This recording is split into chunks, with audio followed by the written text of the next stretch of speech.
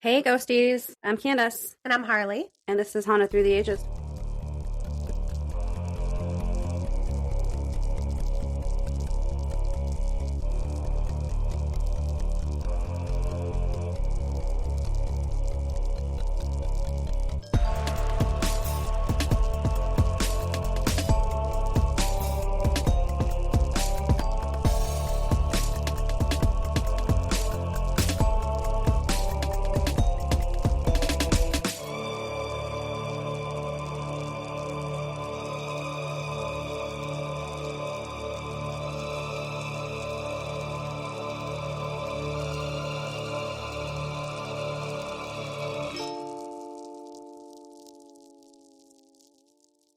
Sorry, I'm exposing myself to you over here. Well, what's new? Happy New Year. Happy New Year. It is the new year. It's the first one of the new year. I'm excited. I'm You're, also excited. you're less than. I'm a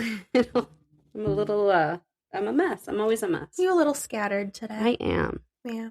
I have I was gonna say mom brain, but brain fog. You can still have mom brain. Okay. I think once you birth humans, you're just kind of fucked from there. It just goes forever. You've had a long week. I have had, it was an exciting week.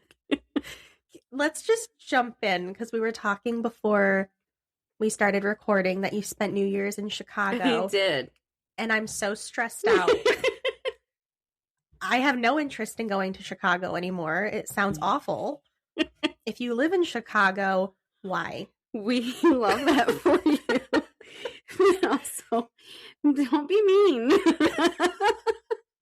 Tell your cab drivers to calm down. Or like, just get the fuck out of the way. So I was telling Harley, we, New Year's Day, we were trying to decide what we were going to do. And I wanted to go and see, I don't know what it's called. We call it the Bean. Everybody calls it the Bean. So Yeah. It's just a giant bean. Yeah. And it's in one of the parks. I could look it up, but I don't want to. We don't care enough about Chicago at this point to do that. It was a good experience. Chicago, they came, they did their thing. It was good, but we, so first night we got to the hotel, get all checked in and everything. And, beautiful hotel. Mm-hmm. So I'm like, asked the lady, they have a map in front of the building that for the parking. So I'm going to try and find the parking. Yeah. And all of these streets are one-way streets. And my GPS is done with my bullshit. She's telling me to turn. Well, I can't turn where she wants me to turn. No. City driving is so stressful. If I have to drive into the city, I'm like, let's just call it a day. It was annoying because the hotel's right on the corner and the parking area is right to the right of it. So if you would have turned right, you could have pulled right into the parking structure. However, that's a one way. You can only go left. So I went two blocks up. We're just driving. At this point, I'm just, now we're just trying to take in the sights. We know where the hotel is. Like, we're good. We still have like an hour before we can check in anyway. Yeah. So we're just putzing around at this point. So I get to the end, and that's where they're having this big event because it's New Year's Eve. So they're doing their big event, right? We're literally in the heart of it. Oh, gosh. But it wasn't that bad. Again, it's all one-way traffic. So yeah. I don't have traffic coming. But their roads, let me tell you, I'm from Michigan. We don't have these types of roads. So anything outside of Michigan, it's new to me. So they have the bike lane. Okay. Cool. We have a bike lane. Right. They also have the bus lane. Oh. And then they have pick your own fucking lane. They have get the fuck out of my way. And then they have, so you're not supposed to park there. So they just throw their hazards on and stop right in front of you. Like, oh my God, that's so stressful. Okay. So I turn down the one road. I'm already lost and I'm trying not to run people over because there are people walking everywhere. Like, it's cold as fuck. And these people are just out there, like, living their lives. Like, they're all whatever. drunk. They don't care. We're walking. I'm like, okay. I get turned, and now I have a train over the top of my head, on top of people to the left and the right of me, and cars honking. I don't even know what to say to that. I don't know. You know how I feel about trains, too. Matt, bless his little heart. He's like, "Can you watch out? Watch out for what?" I would have left my car in the middle of the road and been like, well, it's yours now.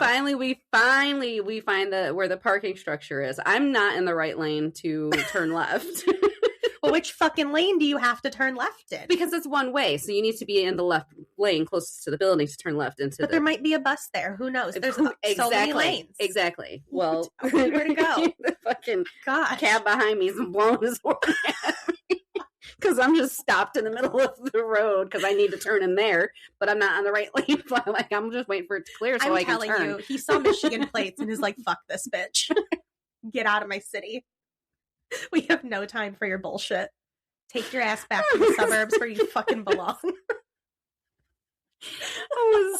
It was scarier for me driving in Atlanta than Chicago. It's the worst. Atlanta people just don't give a shit. You have 17 lanes to maneuver through, and still every other quarter mile there's a fucking accident. It's funny that you said 17 because I was about to say there's like 17 lanes of fucking traffic going down the expressway. That was the number I had in my head because there is. It's horrible. But driving through these buildings that you don't even have enough room to squeak. Luckily, we didn't use the car anymore after that. I parked the car, and that's where it stayed all night. Because the theater was just like, it was like 0.4 miles. So it was like, oh, yeah. So we walked up there. And I'm glad I wore the boots that I did because I was going to wear my wedges. And I'm like, I'm walking, and I already have a dumb foot. So I'd rather walk 6 miles than have to drive in city traffic. I don't care. We're hiking there. Let's go. And as soon as we stepped, so there's 2 ways to get out of the hotel. We could go out where the parking structure is, or we went out the main entrance. And as soon as we walked out, it's immediately snowing. Oh, no. So I have my scarf on, and I just straightened my hair. Like I literally did all of it. I checked the weather. Everything was fine. Get outside. So we walk around the building, and Matt was like, I should grab my hat. I'm like, well, we can go back upstairs, and get it. Like, we have time. Oh, no, we'll be fine. As we turn around the corner, the wind. Did he make a noise and almost fall over too?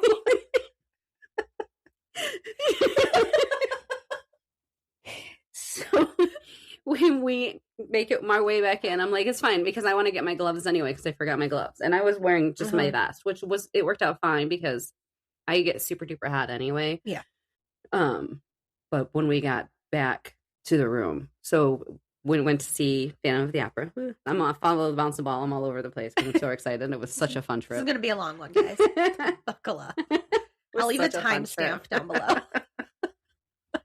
Like, when do they stop talking? Went to see Phantom of the Opera. How was it? Oh, fucking amazing. Was it? It was amazing. And the one song, because I've not watched the movie, so I don't know anything about it. Yeah. And at one point in the play, there were 3 different songs happening at the same time. So I'm just like, which one do I watch? And I mean, anybody that's seen it knows what I'm talking about, but it's confusing to me because it was a first time experience for me. And I'm like, I don't even know what the idea of the play. I don't know the backstory. I don't know anything about it. Yeah. I know Gerard Butler played him, and that's all I know. Yes. You have to watch the movie now. Right. But we had great seats, and I was like, crap, I should have grabbed my glasses, which I didn't need them though because we were close enough to the stage, so it was perfect. We had great seats. And he let me sit against the bar so I could see up and over everything. I could see everything, but there were a bunch of people next to him, and he knows that I don't people. Yeah. So he let me have my happy little bubble of nobody. Oh, good. Oh, how fun. We get back, so now we're trying to figure out what do we want to eat. Well, we don't want to go sit at a restaurant. It's New Year's Eve. They're going to be busy. Yeah. Stupid. So we passed a 7-Eleven. We'll get some microwave shit. That's what we'll do. This was the smallest 7-Eleven I've ever stepped into in my life. Oh.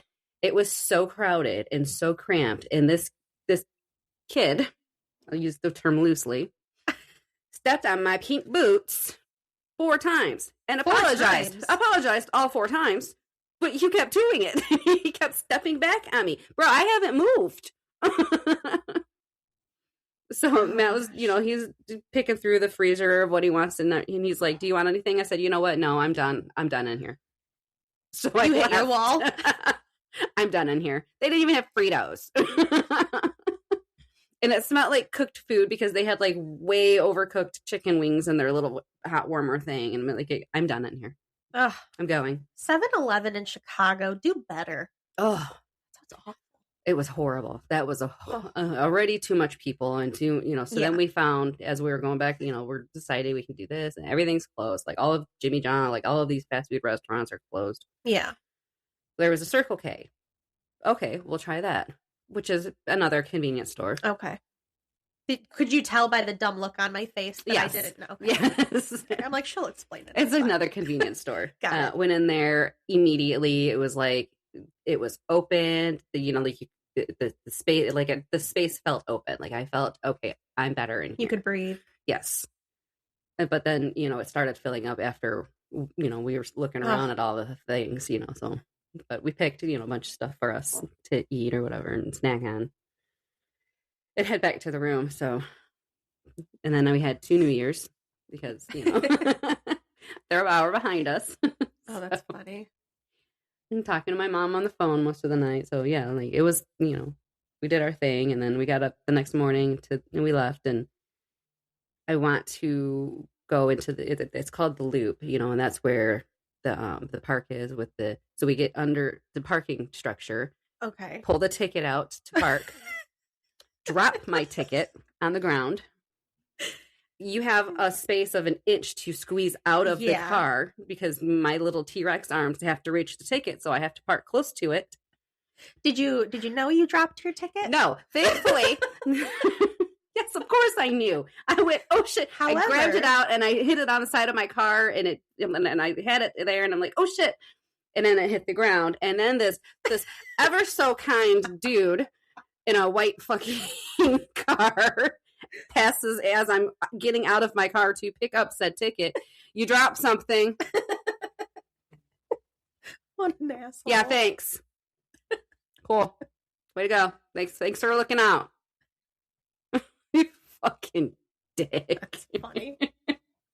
I'm trying to climb underneath my car to get this stupid ticket. And you said this was as you had several cars behind you. There was some cars behind me, and honking. there was some horns blowing. Oh my gosh! I would have down my the car. spiral. It was a whole spiral down. Sounds horrible. This is where I got so stressed out. I'm like, I would just leave. We get to the elevator to go back to the street. Yeah. There's 3 buttons, and it's like garage, ice rink. Well, fuck. Well, I don't want the garage. I'm already in the garage. I've seen the garage. I know what the garage looks like. The garage is not kind. You're like, you don't want to go back in there, trust don't me. Do the garage. And that's like, well, I'm going to the ice rink. We'll see where that one takes us. Honestly, that's probably your best bet. It was an adventure. We're doing it. And literally took us right up there, went out the door. There's this giant ice rink on the outside. It's like going, like being in downtown. They have the big ice rink. They have theirs in their campus marshes. Yeah. Yeah. They have a big tree and everything. And I'm like, this is where I need to be. So it was fun. And then we went up some stairs and there's the bean. Like, bucket list. And then you looked at it and that was that. And they took me out. We did our pictures and had all fun with it. And I didn't realize how massive that thing really is. It's huge. And then I discovered my camera does really fun things about taking all of the extra people in my photos out. Is that why it looked so empty? Yes. Okay. I literally stared at it. I'm like, why the what is it? It's a private viewing?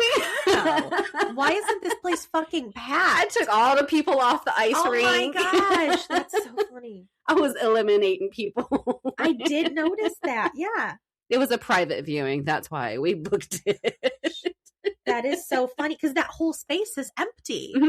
And I'm like, everything. That's weird. It highlighted even the people, the reflections of the people in the bean. It highlighted that to remove them too. Oh it was the coolest thing. That's so cool. I did notice that. I thought it was weird. I'm like, there's not a crowd. Oh yeah, there was. We had Matt was taking pictures of everybody. Like, sir, could you take pictures? $5 a photo. Seriously. This cute little Asian family. Please. Oh my gosh. I mean, so for the people were so, I mean, cab drivers were dicks, but for the most part, I mean, it was it was definitely a tourist day. Like, there were people everywhere, and they were, I mean, they weren't rude. Everybody was patient, and I mean, you know what, Chicago, you showed up, like, you did your thing. Like, oh, good. I know your fucking cab drivers. I know we shit on Chicago for 20 minutes, but sorry.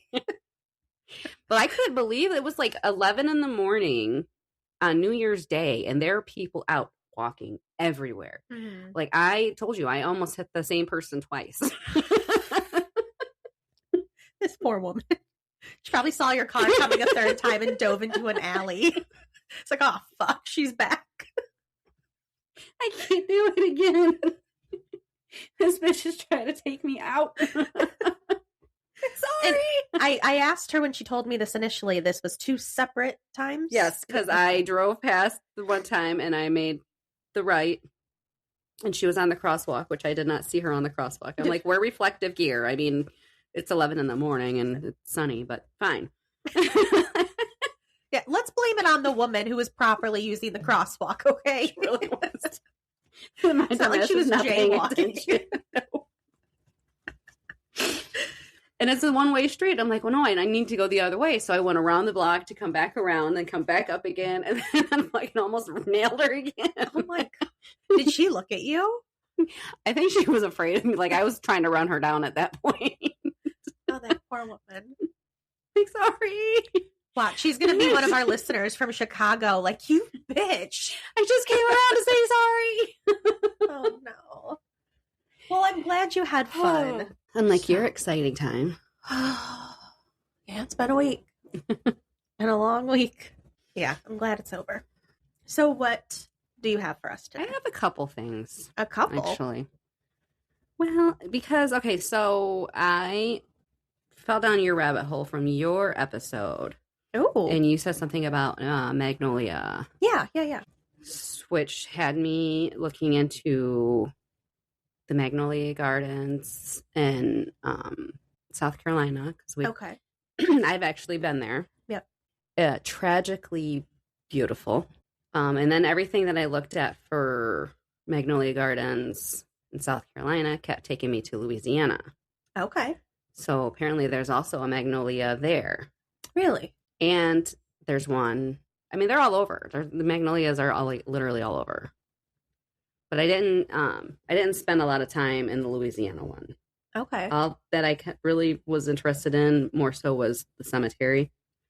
But I couldn't tell if they were talking about Louisiana or South Carolina. Oh, okay. You know, because every time I would type in South Carolina, everything that popped up was Louisiana. Huh. But I do have a couple stories that people have written about their experience. Okay. And their night there. Okay, so we are going to start in South Carolina. Let's do it. So in the late 17th century, Stephen Fox acquired a 400-acre plantation along the banks of the Ashley River. Fox passed the land to his son-in-law, Thomas Drayton, thus establishing the Drayton family name upon the Ashley shores. The Draytons expanded their land holdings over the next 2 centuries, reaching nearly 1,700 acres by the dawn of the Civil War. This land made up what became known as Magnolia on the Ashley and later Magnolia Plantation and Gardens. Carolina gold rice, cultivated by the enslaved, provided the vast wealth enjoyed by the Drayton family. Its name derived from the golden hue of the unhulled grains and for the riches it bestowed upon the planter class of low country South Carolina. However, those who toiled under the yoke of slavery to those golden grains are not forgotten. 4 restored and preserved enslaved cabins are still present on the property. Yes, they are. And Yikes. It's terrifyingly sad. And it's such beautiful. I have so many pictures from when Dreama lived there, you know. Yeah. I went down there and we did the tour and everything, and we went gator hunting on the little boat. Ooh. Yeah, didn't get any. They say there's tons. Is there? Are you sure? I think they're lying. You're like, I didn't catch a one. Didn't see one. Nothing. Like, I think they're lying. Conservation work continues to ensure we honor those who labored in the rice field, house and gardens at Magnolia Plantation and Gardens.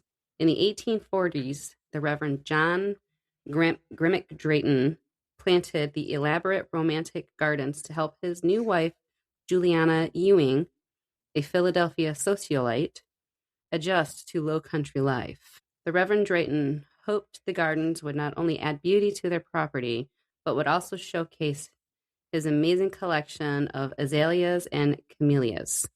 In fact, Drayton's stunning plants, long kept the greenhouses of New York and Pennsylvania, were among the first of their kind to be planted outside in the South Carolinas subtropical climate. While Drayton possessed the vision, it was the enslaved who carried it out and labored to bring the romantic garden dream to life. I looked it up. That is beautiful. The gardens. Mm-hmm. Oh my gosh. My favorite part of it was when we first pulled in, they have this giant, I want to say it's like a walkway to walk over the water, like a bridge. The white one? Mm-hmm. Yeah, How I have pretty. so many pictures of that. Oh my gosh. I did some in black and white and color. Oh, it's stunning. That was when I was in the depth of my photography life, too. That is gorgeous. Following the Civil War, Reverend Drayton found himself... Was that your stomach? How am I supposed to focus? My bad. She's just letting everybody know she's still here. I'm here. I'm barely hanging on, but I am here. Present. Reverend Drayton found himself in dire need of revenue. Drayton sold a great deal of his holdings for... Take a guess. Phosphate mining? Phosphate mining? Phosphate? Yeah. Yeah, probably phosphate. I did that one. You did great. I did that one all right. I'm just like... It's not often you stop. Sometimes I just trudge right through it. Yeah, it's our favorite. Like many other large landholders across the Low Country, but Drayton held another unique card in his hand. In 1871, Magnolia opened its gardens to the public, becoming one of Charleston's first tourist attractions. During the magnificent blooming of the camellias and the azaleas, visitors arrived via steamship on the Ashley River and received guided tours from those who had formerly been enslaved. So now they were giving tours? Oh, yeah. That's so nice of them, right? That seems like an odd job to make them do. Okay. But, I mean, they know the property better than anyone. Sure do. People have been admiring the gardens ever since. Now open year-round, Magnolia's gardens bloom every day of the year, offering visitors a glimpse of its rich and evolving history. Through dedicated research, we continue to uncover and share the stories of all of those who lived and worked here across the centuries. By honoring their voices and experiences, we strive to ensure that their legacy endures for generations to come. Now, on this property is this magnificent cemetery. Okay. And it says, one of the many dazzling cemeteries Charleston has to offer. None crumble quite so elegantly as Magnolia Cemetery. Built in 1849, it is the oldest public cemetery in the city and home over 33,000 people. Most cemeteries found in Charleston are operated and cared for by their local congregation. While the term public makes one think of the, do you want a cookie or something? Full of oatmeal? Don't got much to offer. Okay. The way you looked at me and just sighed. Like, I thought it was a car outside. No, that was my stomach. I'm sorry. It's all right. Oops. Starving herself over here. I mean, you did work an 8-hour shift already, and it's already 1. I worked 2 of them yesterday. So I haven't had much time. While the term public makes one think of the general population, the cemetery was not completely public. being reserved for the rich and wealthy white population of the 19th century Charleston.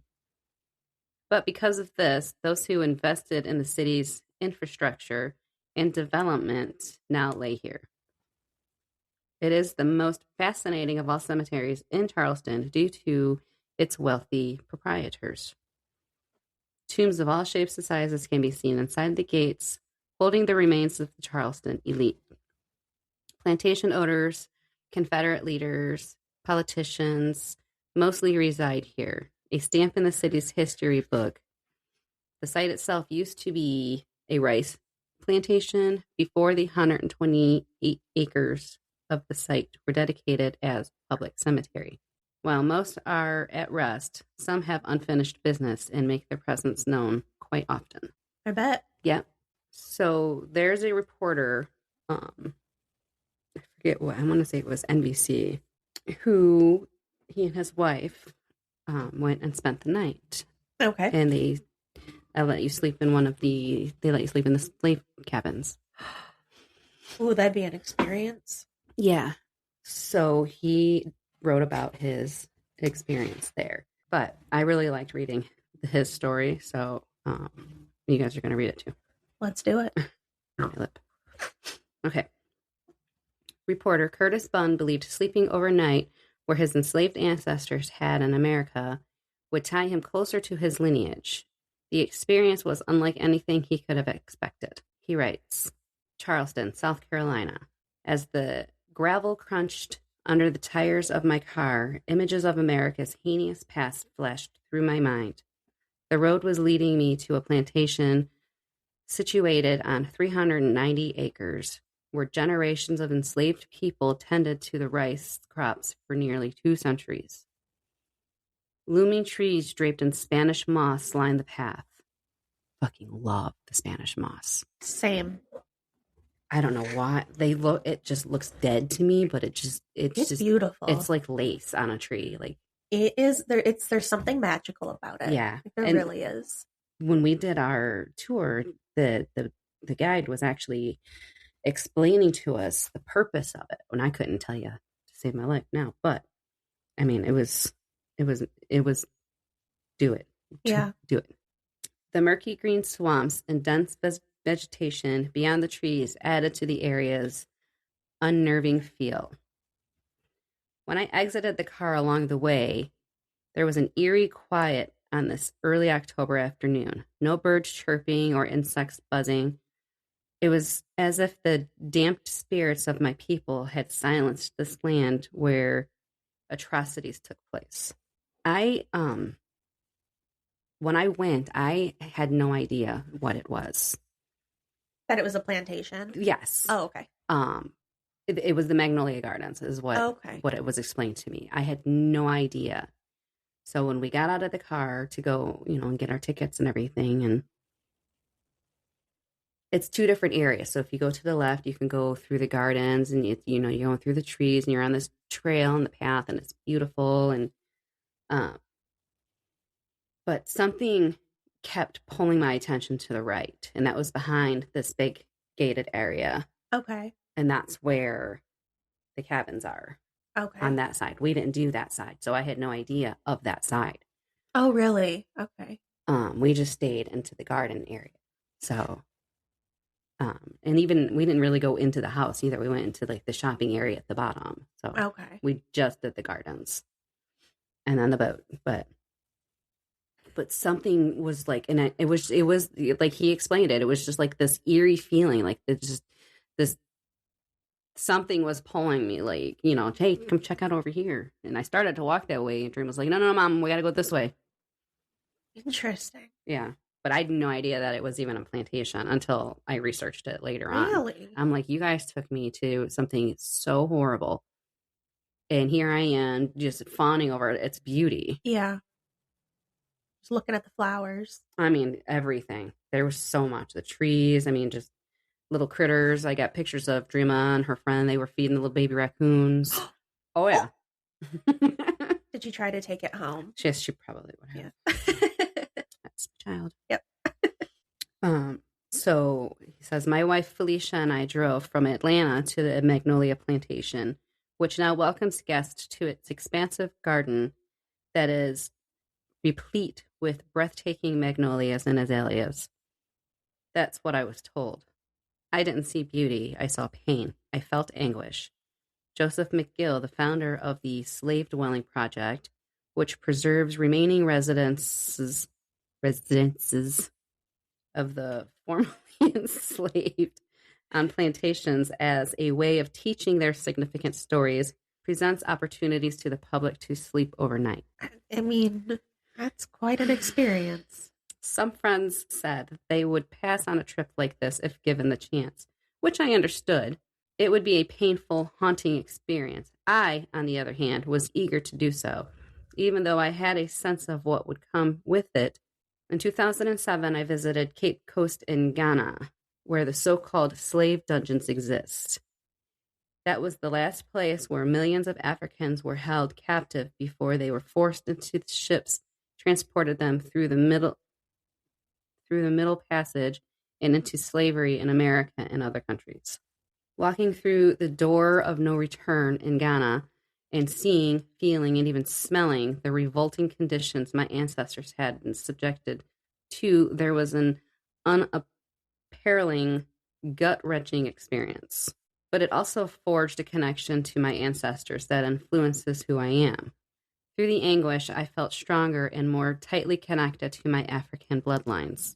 I believed sleeping overnight where my enslaved ancestors had in America would tie me further to my lineage, an association needed in today's world of heightened and disheartening racial animus directed at Black people. McGill, who has slept in more than a dozen slave cabins across the country, makes an evening of it by having a fireside chat before everyone retires to the cabins. Blacks and whites talking openly about race and racism in this land of the free. The conversation went on for more than an hour. It started with the history of the Magnolia Plantation. Thomas and Ann Drayton acquired the property 1676. For the next 174 years, enslaved Africans served the Draytons, tended to the rice plantation, and made the Draytons wealthy for multiple generations. There were armadillos, boar, snake, alligators, horses, and other animals on the property. I didn't see any of it. There was also a cemetery, a sacred final resting place for many of the enslaved who lived and worked here and died enslaved and traumatized. Half of the 22 people around the fire were white, and it was interesting hearing them admit how damaging racism has been and express how they wanted to do something about it. They said that they see racism within their inner circles, and they were engaging in a discussion to learn how to... You're distracting me over here. So sorry. There's nothing I can do. No, mine's about to start doing it. Like it's like challenge accepted. Sounds like it's about lunchtime. It's literally just going, and I'm just sitting here like trying to be as quiet as possible. And it's not going to even be picked up because it's not loud enough. But I'm over here trying to focus. Trying to like keep my stomach quiet, and I'm also mouth breathing because I'm stuffy because it's winter and I'm sick. Meantime, my lips are sticking together because they're just peeling and shredding over here. Oh, guys, we're struggling. Oh my gosh. Okay. Where was I? Here we go. The Black people, including a woman who had traveled for hours with her 12-year-old son, accepted their position but were unmoved. The anger and reality of today's systemic racism that continues to marginalize Black people were overwhelming and expressed that night, creating a few uncomfortable moments, like when Black people spent 30 straight minutes citing examples of unarmed Black people being shot by the law enforcement and gunmen like Dylan Roof and Kyle Rittenhouse, being treated with care or as celebrities. The white attendees said nothing. There was a moment when a white man said his father considered racism nonsense. Well, your dad doesn't have to think about systemic racism, a Black woman responded. In this country, all you have to be is white. You don't have to be intelligent. You just have to be white. And people fought and murdered for that to be the case. She stressed the importance of this moment and of how these types of conversations often take place within Black families, including her own. Being here at a plantation where a certain group of people enslaved people who look like you, this is important that Black kids learn this stuff. Again, awkward silence. When the conversation concluded, Felicia and I scanned the 5 cabins available for us to sleep in overnight. The accommodations were so shabby that my excitement about the experience diminished. My first instinct was to open an app on my phone and search for nearby hotels. But Felicia said, that one. She pointed toward the white, rickety structure in the center of the row, and that was that. He was expecting nice accommodations in the slave quarters? No. I mean... I think it just exceeded his expectations of, just basically... reality. You kind of envision what it is, but also in your brain, it basically, you're going into like a shed or something. Right. But it was less than that. Around 9 p.m., I gathered our folding chairs. We said our goodnights to the group and entered our cabin to begin an unforgettable and restless 10 hours of no sleep. These small cabins weren't much more than thin wood, separating my ancestors from the outside elements. There was no running water or electricity, so winters and summers were harsh. The conditions would be considered inhumane by modern standards. We were met upon entering by a damp, dingy smell, an aroma of agony. I had the foresight to bring a candle, otherwise we would have been sitting in the dark. Linoleum covered the floor, which almost surely had once been dirt. I imagined there were times when the ancestors laughed and felt love there, but all amid the trauma of their existence. They said that they're 2-person cabins, if you will, that they would squeeze whole families into 10 people or more, like sardines. Yeah. There were no beds or cots to which to sleep, as was the case for the ancestors. So we settled into our folding chairs for the night. I said a short prayer. Lord, I pray that the ancestors know that staying here is our genuine attempt to connect with them. Amen. For a while, we watched my cell phone, the Netflix documentary series High on the Hog, about the origins of soul food. It had been mentioned during the fireside chat that I thought it would be an effective way to kill time and keep our minds off the nature. We got a stumper. Yeah. Why do you put weird letters in places they shouldn't be? Evocative? Evocative? You say it like it's so easy for you. Bird? Yeah, evocative. Yeah. Okay. But it doesn't need to be there. We can just say nature. Back to the nature of where we were. Ironically, part of that film took place around the campfire we had just left, maybe 30 yards from where we had sat. But when my phone battery died, we were left to face our conditions without distraction. We chatted about what it must have been like for the ancestors who were forced there, holed up in West Africa in the dungeons, then treated as cattle on ships for months traveling across the Atlantic Ocean. Once they arrived in Charleston, they were put on the block and sold. Finally, they were chained and thrown into the plantation, into the very place we sat. How frightened and confused they must have been. It was hard to sleep, not just because the cloth folding chairs were uncomfortable and the night turned cold, but because there was no controlling the endless thoughts of horrors and experiences by captive Africans. And with each thought came sadness and anger. The bathroom, a public facility, was about 100 yards away, so when it was time for one to go, we both went. The moon illuminated the sky, and the campfire continued to burn, but there always was the feeling that an animal or something would emerge from the bushes. Oh. It's not a feeling you want to have. I nodded off finally, But just after 4 a.m., Felicia nudged me. Listen, she said. What we heard, was distant.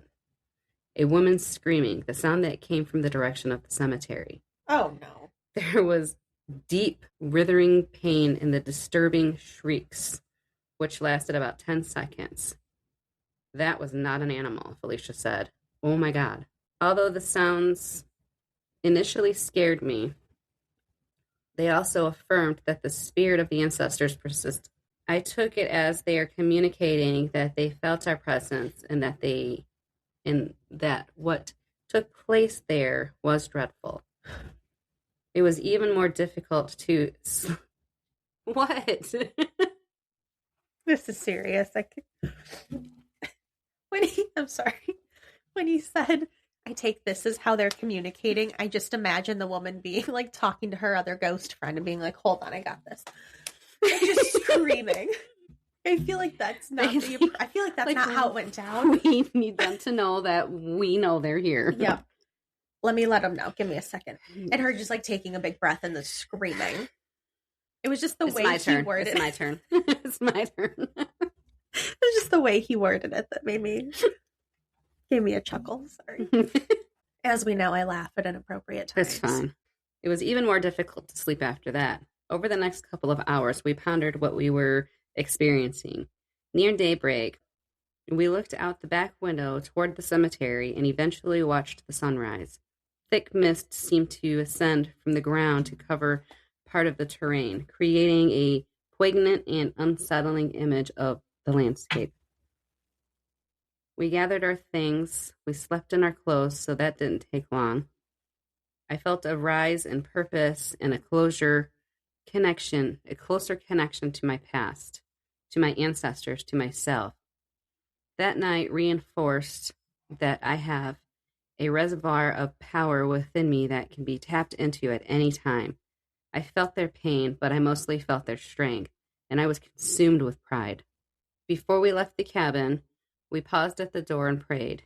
God, thank you for getting us through this night. Please let our ancestors know that we love them and that we are proud of their strength and courage. And in the face of so much evil, that our connection to them is stronger now than ever.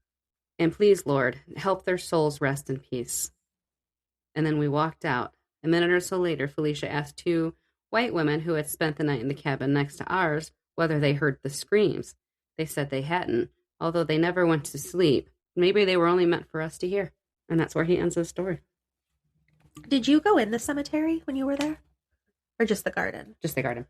It is beautiful. I know. I've seen pictures of it, but I didn't make it. The only one that we went to was the Georgia Cemetery. Bonaventure, yeah. Yeah, you should do that one day. Leaving that to you. Well, anyway, that's what I've got. Yeah, because all the other stuff that I keep finding, it keeps talking about people would hear like they did like voodoo shit, and that's what but it's the Louisiana, not South Carolina, because all of the stories keep blending together in my search. Like, okay, because it just says Magnolia Plantation. It doesn't say the Magnolia Plantation and Gardens. Okay, that's the one in South Carolina. So even like with Ghost Adventures, they were doing this big thing, and I'm reading it, and then it's gotten to like some voodoo shit, and I'm like, well, no, that was Louisiana. Yeah, maybe that's one to look into. And I know because my cousin lives down there, and they always talk about going to the Myrtles, which apparently is the Magnolia, isn't it? Or is that something different? I think it's different. Okay. Maybe not. Because when you mentioned it kept popping up with the Louisiana one, that was I was like, oh, Myrtles? Yeah, but I think that's what it's called. But let me see. Maybe. Yeah, the Myrtles. Oh, the Myrtles Plantation, not Magnolia Plantation. And luckily, I have my own personal pictures of my Magnolia Plantation. You should post them. I think I have. Whoa, that's my face. I do have some that are on my Instagram. I'll have to search through and find them and repost them. Yeah, right here, Magnolia Plantation with voodoo and Civil War. And I'm just like, no, it's not. It's in Louisiana. I want South Carolina. Well, we'll have to add that one to your list. Yeah, because it kept talking about, like the Civil War and the dead room and Ooh, a dead room. yeah, stay tuned because that's the Louisiana one. Interesting. And they keep seeing a Civil War man face in the window. Oh, don't look in my window. No, he's looking out the window. Don't do that either. Just don't be at the window. Just go away. I don't want you in the window, out the window. I just go. Nowhere near a window. No. He's like, fine. How about I wake up in your bed? Or let's not do that too. Oh gosh. So that's what I've got for right now. Anyway, it was lovely. It was a busy week for me, so that's all right. I threw something together. That's all right. I enjoyed it. I hope you guys enjoyed it too. You like us? Follow us. I can't remember the outro because I can't seem to find it now. Would you like help? We are over on Instagram doing our best to post our photos, which sometimes we're failures at things. That's probably one of them. If you'd like to reach out to us, we can be contacted at hauntedthroughtheages@gmail.com. We are over on Patreon. If you want more content, we're going to be posting some more stuff over there very soon because we have to. We're gathering our sources now. So we sure are. We're getting it together. Somehow. And I hope everyone had a great New Year and Christmas and all the fun things. And we will see you next week. Bye. Bye. Thanks for the bell out there.